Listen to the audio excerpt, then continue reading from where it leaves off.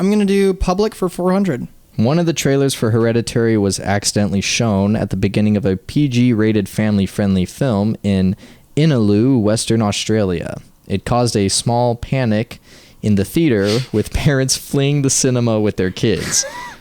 The theater eventually shut the screen off and offered a complimentary movie pass to all the audience members, apologizing for the mistake. What was the family-friendly film that was being shown? Okay, so if it's a movie that was up and coming... 2018. When it's either 2018 or 2017. Mm-hmm. I'm not expecting you to get this right. I just think it's funny. The Incredibles 2. Okay. That's what I'm going to put on the line here. It was Peter Rabbit. Wow. Yikes. You're going to go see Peter Rabbit with your grandma. And then you see like a freaking demon on the screen. Just terrible. I don't even know what the trailer's like. I don't either. That's awful though. And I can imagine. So bad. People were fleeing the theater. Yeah, could you imagine being like 5 years old and seeing that? It would scar me. Oh, man, it's terrible. I'm sure we see terrible stuff in the trailer. I don't know. I'm starting to lose count where we were at, but we'll go. Yeah, we'll figure it out. I'm gonna do effects for 300. All right. How do you think they filmed the chalk writing on the chalkboard scene, where Joan summoned her grandson? I think it was actually a real seance. And so what we actually saw was a real demon. That's another question I have. Mm-hmm. Who was? Sorry. Who was that? Yeah. Well, we didn't even touch on this. Yeah, could the that whole have been Joan Payman? thing. I think it is, because Joan, she had like a little seance thing with Alex Wolf Peter's like picture in the middle of it. She did? In her apartment. When do you remember that? Yeah. Yeah. Well, because she went to go try to. Yeah. Yeah. So it might have been Payman. Because after Charlie died, we don't really know where Payman is. Yeah. He's kind of, I guess, just hanging around. I don't know. I could be wrong on that, but dang, I guess it could have been Payman like trying to get Annie to. Yeah. Because they go for the person. I took a screenshot of when she found that notebook. Oh yeah. When successfully invoked, King Payman will possess the most vulnerable host. Only when the ritual is complete will King Payman be locked into his ordained host. Once locked in, a new ritual is required to unlock the position. King Payman is male, thus okay.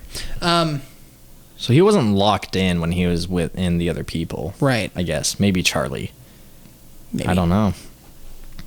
But yeah, in the movie a demon did it, but how do you think they did it in real life? In real life... Do you think it was visual effects or special effects? I'm going to say the chalk was magnetic and they had a magnet underneath it. Like how gypsies and stuff used to actually do stuff to trick people. Yes. Well, you are correct. No way. Yeah, they put a really small magnet in the chalk and on the chalkboard. They said it was really difficult to have it write smoothly, which it ultimately did. But yeah. Cool. Good job. That's really cool. Well done. We can just kind of burn through the rest of these. Yeah, let's just burn through them. Yeah, let's just send them. Give me the rest of these trivia notes. Some good ones. Okay, what was the estimated budget for this movie? 100. Do you want me to give you? It's multiple choice. It's multiple. Give me. Yeah, let me hear the multiple choice. All right. You are smart. Was it 10 million, 15 million, or 20 million? I'm gonna say 15 million. Final answer. The budget for this movie was $10 million. Damn it. Estimated. Yeah. No, that's cool. Fun fact. Yeah. On this, horror movie budgets have decreased in recent years. There was a peak of $36 million in 2000 to 2005, and it has reduced to $13 million average from 2015 to the present. They're not blockbuster movies. No, but they put the money to good use. It works really do very well. What was the worldwide gross? I'm going to say 115 million. All right. That would have been nice. They made 80.2 million. Okay. 13.5 million, 0.6 million was made on opening weekend. So on opening weekend, they were already positive. They already made a profit. Good for them. On what day was opening day? What day? When do you think this came out? In 2018. Yeah. Halloween. It was a nice summertime movie. It came out on June 8th. What? Yeah. It's right in the middle of the summer. Wow. You want to go check this out? Unheard of. Better than January or February. Yeah. Yeah. How many days was this film shot? I'll give you the average shooting time for regular movies. Average shooting is completed between 75 to 120 days. Okay. I'm going to say 80 days. It took him 32 days. Cousin. Yeah, man. Oh, it took him a month. Okay. Well, I don't know about straight, but No. less than average, so that's cool. That's very cool. Those were all the numbers category. Now we're going on to effects. The special effects team had to learn how to do stuff they'd never done before, and one of those was making a candle light itself. Wow. So in the seance, it goes out, but it comes back on. Yeah. I couldn't find out how they did it, though. Interesting. But I don't even know how I'd go about it. Maybe like a little spark plug in there or something that feeds under the table, and you just... I don't know. I mean, they got those candles, those birthday candles that are the trick candles. Oh. So maybe something like a similar. delayed fuse or something? Yeah, something similar to that. When Annie was sawing her neck, she wore a prosthetic neck and used piano string for the scene. Wow. It's supposed to be a wire saw. Yeah. Which is, backpackers carry it. It was lightweight and portable. Wow. But that was cool. Prosthetic neck. And yeah. Ari Aster was saying that they thought it would look ridiculous. And they're like, this is going to be stupid. And they watched it and they're like, oh, no, this is pretty good. Nice. Yeah.